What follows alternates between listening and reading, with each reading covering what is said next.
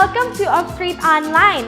This is your Ate Karil and I'll be your host today. So kids, last week we talked about a new big idea, right? And that was about trust and knowing that we can always count on God. But before we continue talking and learning more about our big idea, I have some few questions for you kids. Okay? Okay, kids, what was the grossest thing you ate last week? How about this? What was the funniest thing you did last week? You pranked your siblings or friends, perhaps? Okay, great! Now this time, we're gonna play a game called Would You Rather? And I'm sure you all are familiar with this game, right? I will be reading some Would You Rather questions and you have to decide what you would rather do or choose. Okay, first, would you rather it be freezing cold forever or be burning hot forever? Okay, kids, this is just the first question and I bet you all are finding it hard to choose already. Is that right? Anyway, let's move on to our next Would You Rather question. Okay, kids, would you rather sneeze cheese or cry chocolate tears? Uh-oh, I don't know what to choose. But I guess I'll choose the chocolates so I can eat it right after crying. What about you kids? Nice! Okay, next. Would you rather not be able to use your technology for a month or not be able to eat junk food for a month? Ooh, this one's tricky. Kids, what would you rather give up? Your technology or eating junk food? Okay. This is gonna be our fourth Would You Rather question, okay? Kids, would you rather eat a bowl full of worms or eat a live frog? Ew, gross, right? Okay, calm down. This next one is going to be our last Would You Rather question. Are you ready? Okay, kids, would you rather listen to a music really loud all the time, forever, or never be able to listen to music again? Ooh, okay, congratulations, kids, you made it, and we are now done with our games. Now let's stand up and let's dance and sing for Jesus. It's time to worship.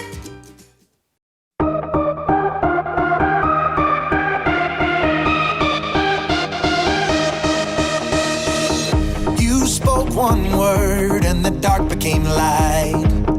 I believe it, yeah. You spoke my name and my heart came to life.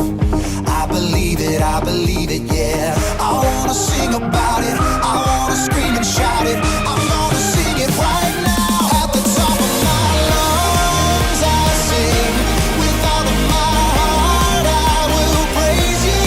God, you are everything. You're the reason I lift my voice. At the top of my lungs I'll sing. With all of my heart I will praise you. God, you are everything. You're the reason I lift my voice. At the top of my lungs. Yeah, at the top of my lungs.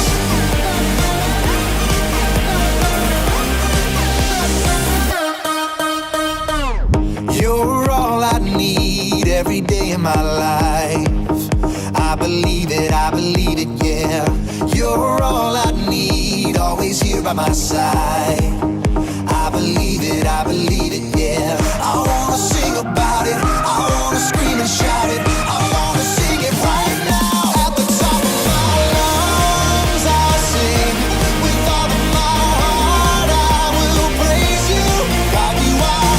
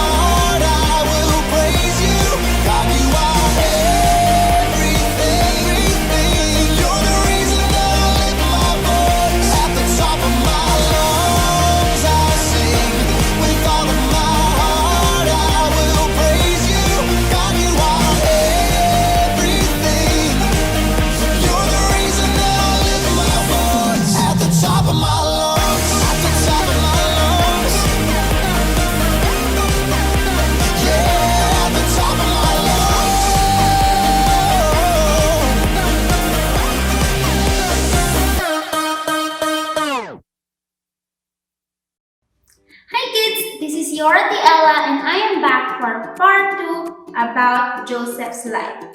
So last week, we learned that we can trust God no matter what, even when we are afraid, especially during the life of Joseph. So last week, if you can still remember well, I told you that Joseph was put in charge in the house of Potiphar. Potiphar is this huge army officer, and he put Joseph in charge of his household. But it did not end well after some time, because now we find Joseph in prison. Joseph was put into jail because of something that he did not even do. How sad that is for Joseph. And now we find Joseph in prison. But you know what's amazing, kids? Even when Joseph is in prison, Joseph still trusts in God, because Joseph knew that he can always count on God. In fact, we can read something about it in the book of Genesis. In Genesis chapter 39, we can read that, "But while Joseph was there in the prison, the Lord was with him. He showed him kindness and granted him favor in the eyes of the prison warden, and gave him success in whatever he did." Genesis chapter 39, verse 20. See, kids, God was with Joseph all those times. And you know what happened next? You see, in prison, there's this guy called the warden. And the warden is in charge of the prison, of the prisoners. The warden saw that Joseph is a good man and that Joseph is a hard-working man. So, because God was with Joseph all those times, the warden was so impressed of Joseph. So the warden made Joseph in charge of the other prisoners. Can you imagine that? Joseph is a prisoner, but Joseph is also in charge of the other prisoners? Yes, that's how the warden trusted Joseph so much. And so we continue. One day in prison, there were these two guys who were put into prison because the Pharaoh was mad at them. Can you imagine that? You can get into jail, into prison because you made the Pharaoh angry. And the Pharaoh is like this king, big guy, president. Yes. So those two guys who were put into prison were the baker and the cupbearer. So I will use this spoon here as the baker, and the baker makes bread. I'll put this here. And the other guy is the cupbearer. So I have here a cup. So what a cupbearer does is the cupbearer brings drinks and brings meals to the Pharaoh. And so they were put into prison, and Joseph was also in charge of them. And one night, these two guys got dreams, and some weird dreams to the point that they can't even understand it. And so they told Joseph, and Joseph, he knew that God is with him all the time. So he told them that he is going to ask God if he can help these two guys answer what their dreams meant. And because God is with Joseph all those times, God helped Joseph understand what these two guys' dreams were. And so we start with the cupbearer. So the cupbearer dreamt of vines, branches, grapes, and the Pharaoh. And the cupbearer didn't understand that. But Joseph did, because God was helping Joseph. Joseph told the cupbearer that his dreams, that dream is a good dream, because that meant that the cupbearer can finally work with the Pharaoh again. So that's some good news. The cupbearer can return to the Pharaoh working. Isn't it amazing? Okay, now we go to the dream of the baker. Now, the baker also did not understand his own dream, so Joseph helped him. So the baker told Joseph that he was dreaming of breads. Because, yes, he's a baker. And the breads were inside the basket, and the basket was on his head. And there were birds trying to eat the bread on the basket. So the baker did not understand that, but Joseph did because God was helping Joseph. And so Joseph told the baker, "Your dream is not a good one because that will mean that the Pharaoh will do something not so good with you." And Joseph was right. The cupbearer returned working to the king, to the Pharaoh, and the baker was gone. He disappeared. And so, all those times, God was with Joseph. So, before the cupbearer returned working to the Pharaoh, Joseph asked the cupbearer a favor, and he told the cupbearer, when you meet the Pharaoh, I want you to tell Pharaoh that this is not the right place for me. I am not here for the jail. And you know what happened next? Actually, the cupbearer forgot Joseph for 2 years. The cupbearer forgot to tell the Pharaoh about the favor that Joseph is asking. And yeah, that happened. But then, after 2 years, the Pharaoh suddenly had a dream. And this time also, the Pharaoh can't understand his own dream. That's when the cupbearer realized and remembered that Joseph is still in jail. And so, the cupbearer told the Pharaoh that Joseph is in jail and that Joseph can help him in his dream. And that's what happened. Amazingly, Pharaoh helped Joseph out of the jail, and just like Potiphar, the Pharaoh found that Joseph is a good man and a hard-working man, and made Joseph the second high man, big man in charge, vice president of the land of Egypt. And that's what happened in the life of Joseph as of the moment. So kids, now I invite you to come back next week for part 3 of what happens in Joseph's life. But today, again, we learn from the life of Joseph that we can trust God no matter what. So that's it for now, and Auntie Mitch will see you in small group time. Bye for now! Hi kids! Welcome to our small group. I am your Auntie Mitch and I'm going to be your small group leader for today. So kids, did you listen to the story? Because our activity is related to our Bible story. Okay, so kids, I have some objects here, and these objects represent the characters from the Bible. Okay, so for our first object is the crown. The crown represents Pharaoh. Okay, next we have the spoon. The spoon represents the baker. Okay, next we have the cup. The cup represents the cup bearer. And lastly, we have the key. The key represents Joseph because he's in prison. Okay, so kids, I will read some statements and you tell me which of these objects best describes each statement. Okay? Okay, let's start.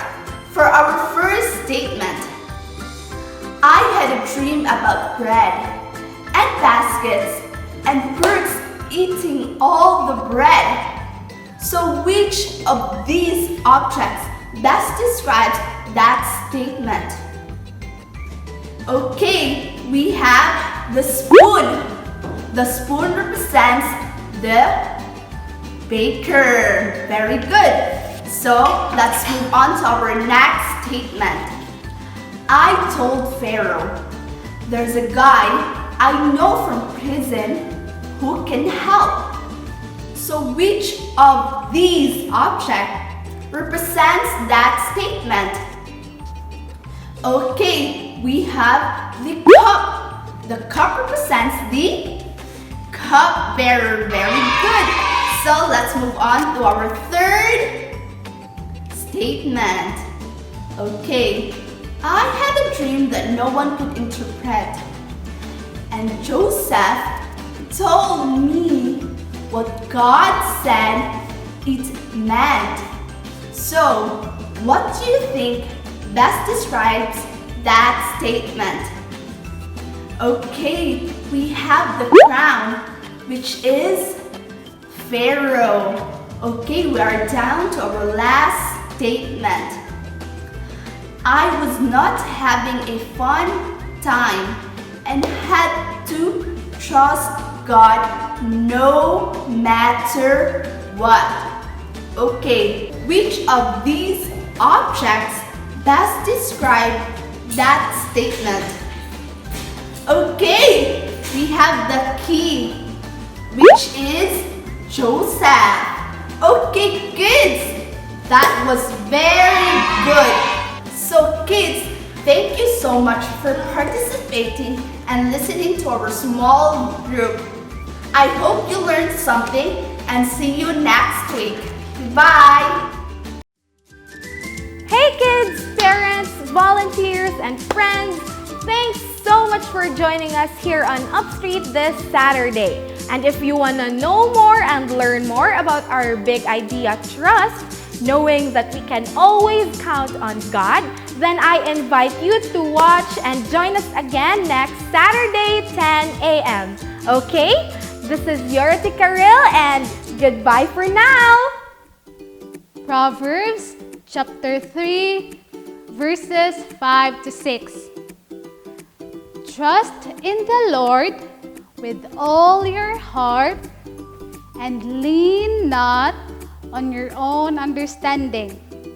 In all your ways, submit to Him, and He will make your path straight. Let's do it again. Proverbs chapter 3, verses 5 to 6. Trust in the Lord with all your heart and lean not on your own understanding. In all your ways, submit to Him, and He will make your path straight. Proverbs chapter 3, verses 5 to 6.